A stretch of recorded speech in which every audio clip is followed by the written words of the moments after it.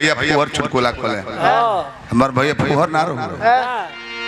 हम समय देख के काम करी ले एमे कहां असली रहो है कि माई मर गई तो लोग कहल कि हमने के मानी जानी एमे अश्लील तरह का लाग गई चोरा के मन बसे ककड़ी के खेत में तौने हाल बा कितना बढ़िया महफिल सजरला उजार देहला महफिल हवे औरत लोग भाग गइल भागा दे साफ सुथरा गौला है जहां लगलो है कोई को भेंता के गाड़ी में दुका दुका लगलो है कहे मोबाइल हक दहलस जान गइल हलो कि चलो चलो सारा छेछरा ही शुरू कर दले अजीत माता बहन जान गइल कि चलो तारा चलते ना गइल ना वो गइल हलो कि अब इहे जब नी मन के छेछरा हो गइल बा तो है तो पुरान छेछरा है तो बढ़िए दियो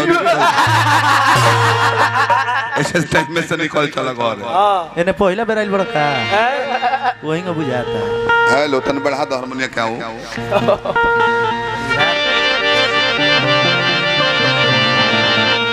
ना भी ने क्या मजा बड़े बड़े रह दे ठीक बा चलिए अब द्वितीय चरण हो एगो आध्यात्मिक गीत गोलर ले हम समय कितना ले ले बनी है का एगो ठंडा वाला आ दुई लड़के प्रसंग के राम जी गहरे इले रावण के मार के नु अपना बाबूजी के श्राद्ध के लिए तो आई रहले हो बुझाइल ना हमरा भूत के प्रसंग बता तू प्रसंग मत गाओ तू गीतिए गाओ हर गीत की खोला प्रसंग गाओ तर नु तो मन करता कि फूट के जार दी अपने हाथ ताकि तू ही जरा दे तर तू का जरा जाए प्रसंग तू मत गाओ प्रसंग तारा बस का नहीं लइका बारा जाए तू सावरी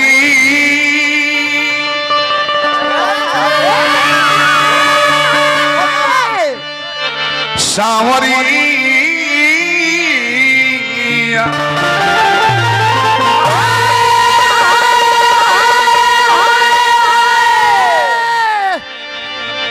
गौलर ले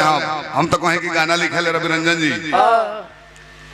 भाई कहीं कहीं नाक कटवा देता रहो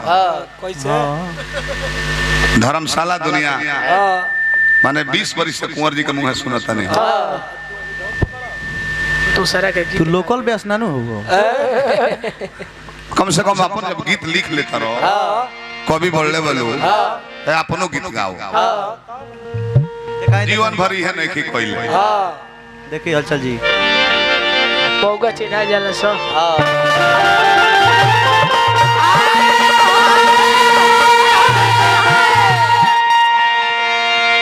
एगो हम हो यही पर गीत लिखले रहनी 20 वर्ष पहले 2003 में ताता मेहनत से डायरी मिलल वो देखते कोनो फाटी गइल बे हम जानते जवाब ला जवाब कि कौन निसौ चाहइबो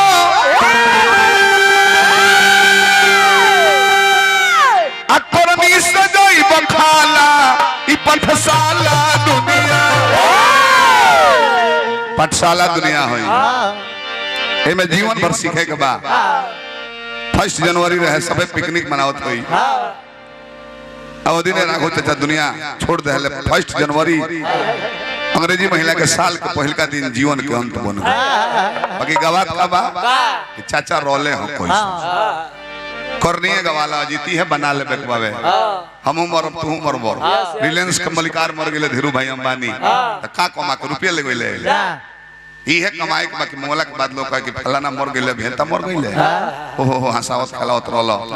इहे इनकम हो ना तो ऐसा काम को के मत जाके लोग कहे कि मर गई चलो ठीक है भला सरवा बॉयल में दलाली कमात हो केहू के आजी के करिया बतलो ई ना चा ना त कोन भी सजोई बखाला ई धर्मशाला दुनिया ई पाठशाला दुनिया सीखते में जीवन बीत जाला पाठशाला दुनिया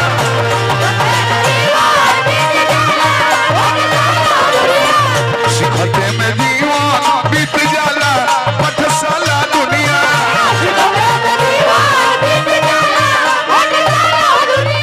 दुनिया के मालिक भगवान राम पूजाता रहे भाई कहता रहे कि राम जी गोइल कहाँ रोले एक माने प्रसंग कुछ न जाने राम के करने का वाला कीर्ति का वाला आदि देवता ना हुए राम जन्म होइल बा ई लोग के छोड़िए को बोल बड़े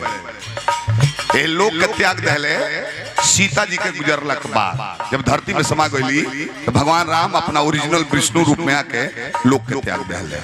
वो लोग के कीर्ति गवाला कृष्ण जी ओइले चले गईले कीर्ति गवाला कोनो व्यास के मुंह राम कृष्ण के सुमिरन सुन ले मैनुआ कोनो व्यास के सुमिरन जियत आदमी के गावल जाला गणेश जी के मुंह के कोनो प्रमाण नहीं खे हनुमान जी का नहीं खे दुर्गा जी का नहीं खे निरंकार बाड़ी हर जगह बाड़ी साकार हो जाली कबू कबू फिर धर्म का स्थापना करके निरंकार हो जाली ताकि राम कृष्ण के ओइला गोइला दोनों बा वो लोग कर नहीं गवाई का कोइले बोलो क्वेश्चन कर्म के ले बोलो उ गवाई वो लोग के सुमिरन के होना गावेला ये कारण है अन कुछ ऐसा बात कह जो के होना कहलो ले ले बड़े बड़े ट्रेन में गावेली के आवाज लगत है अंग्रेजी बोले के हई आवाज का आवाज तार आवाज के बुझाता का कहत रहो तार शब्द बुझाता लेडीज कहीं की लोकल है लेडीज कहीं की काहे कोनी हो रावण नहीं रही राम का कोनो वैल्यू ना रही ना लोग चिल्लाते रह जाई साधु लोग तपस्या करते रह जाए भगवान वरदान दे देते होते ना रावण जैसा क्रिमिनल नहीं होता तो आज राम की पूजा नहीं होती कंस जैसा गुंडा पैदा नहीं होता तो कृष्ण की पूजा नहीं होती महिषासुर नहीं रही दुनिया में तो दुर्गा मैया लेने नीमन के पीछे बाउर के हाथ जरूर होला यही देख ली अत्याचार ना करते तो हमारी रहती कन्हैया के साउंड को हतर के हम बोला लेने के नहु देख लो सही कहलो ना तो जानते ना रोल कि अपने बिहार में पड़ल है 4 दिन के हां देखो दे तारे कहां पलामू ले गइल रावण ऐसा पापी धरती गइली कापी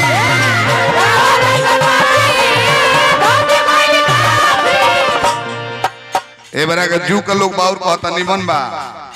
और लड़का के वो अपहरण कलो तो कोर्ट कचहरी दौड़े लगी पुलिस तो पीछा करके पकड़ ले आई क्योंकि मेहरारू के ले जाके जबरदस्ती रख ले तो कोर्ट से फैसला हो जाई वो मेरा कोर्ट कचहरी कहां रहे ओकरी शंकर जी ब्रह्मा विष्णु कहां रहे दुनिया के माईए के हरण रावण कोले रहे आ केहू डरे बोले ना ओकरा ना कोनो प्रशासन ना कोनो राजा महाराजा तो हम नारायण के परल मानव रूप में सब युग से निमन बे युग में रामचरितमानस में खाली निमने बात नहीं खेली लिखो ओमे बाउरो बाबा के निमान का ग्रहण करे के बा ए बरे के युग में केहू बा भसुर अपने भवे के डायरेक्टर रखले होके ना ना अब बाली रखले रहे वो तरह में चरितमानस में बा ओमे बा सब कुछ तारा ग्रहण का करतर तारा पर डिपेंड करते निमन बाउर सब ओही में भरल बा रावण ऐसा पापी धरती गइली कापी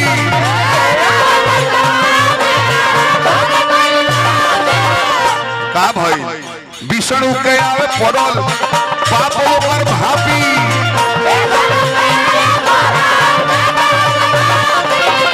आइले भक्ति या बाउर में का अंतर भाई है अंतर में रावण खराब खानदान के ना रहे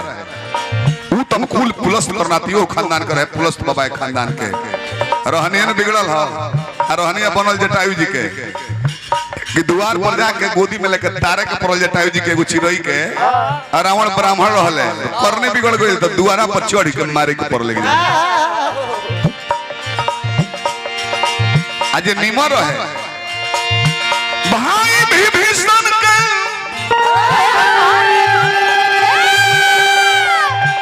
भाई विभीषण के सिंहासन में भेटाला ई पठशाला दुनिया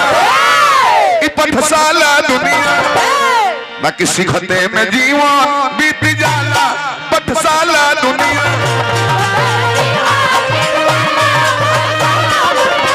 सिखते में जीवन बीत जाला पठशाला दुनिया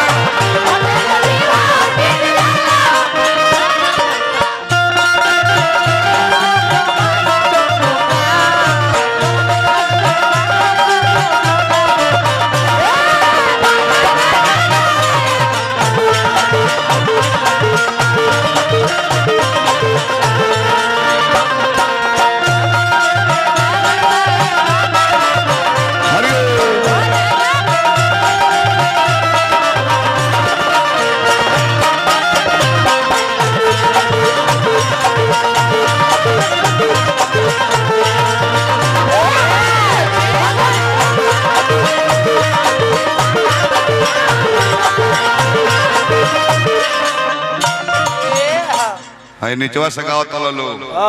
हाय हाय हाय मौगे मिलल बिया गाय ए लो तो ठीक है गावल हो हई कहता रे के भेंता से कह दो गोबर का छे के केकर मेहर उतारलो में गाय मिलल बिया बाबू जा गाय केकर मिलल बिया हमरा कहला जी गोबर का छे के ड्यूटी लगावे के हम गोनई छोड़ दे बाकी परमानेंट नौकरी लगा दो उनकर गोबर काढ़त में हम जीवन त्याग दे कहले रहले भैया गोबर काढ़े के बा त हमरा ओइसे कोनो दिक्कत नहीं है ना हाथे काढ़े के रही तब न दिक्कत होई रखले बने एगो बेलचा पहले ही से काढ़े वाला बेलचा रखले बनी खखोर के घिच ले के हां ससुर हमें कह दकाल भेटै है और बा तो दशरथ के लाल हो ख्याल करलो बरी दशरथ के लाल हो ख्याल करलो बरी रोज रोज रहिया जो हम रहली सबरी रोज रोज रहिया जो हम रहली सबरी वो नीच जाति के रहली वो समय के बाद बजाना में छुआ छूत के बीमारी चलत रहे मालिक आ तबो भक्ति देखले सबरी में तो झूठ बोर खा के बैकुंठ दे दे अरे हरि जी कि बोर खाई बोर खाई घर पाइला स्वर्ग भेटाला पठशाला दुनिया बाकी सिखते में जीवन बीत जाला पठशाला दुनिया सिखते में जीवन बीत जाला पठशाला दुनिया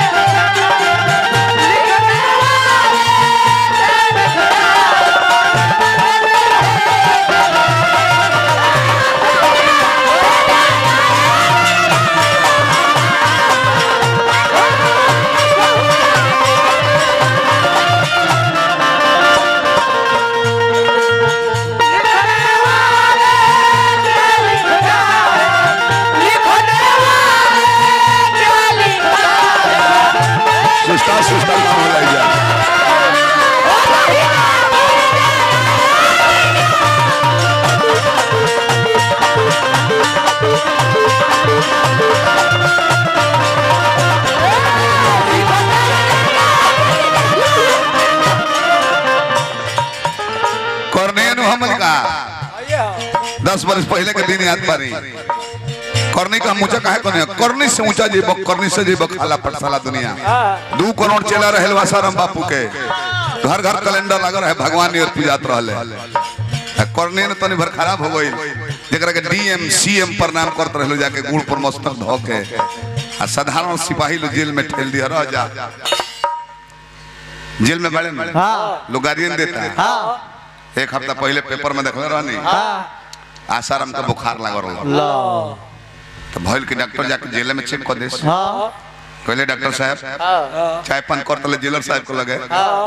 मैडम से कहले जान रहली नर्स थोड़ा जाओ आसाराम का बुखार चेक करके आओ वो हाथ जोड़ दली नर्स काहे कि डॉक्टर साहब नौकरी रही चाहे जाई हम ओकरा लगा अकेले ना जाए ढेर दिन का भूखा साल बाद देवाल ढाए में तनको टाइम ले अंतिम में गार्ड के संग भेजाइल कि देखिए बुखार चेक कर बुखार बिग मत देबो जानल का नहीं त संत हो के लंठ भइले बिगड़ल काम जी राम वृक्ष रामपाल चाहे आसाराम जी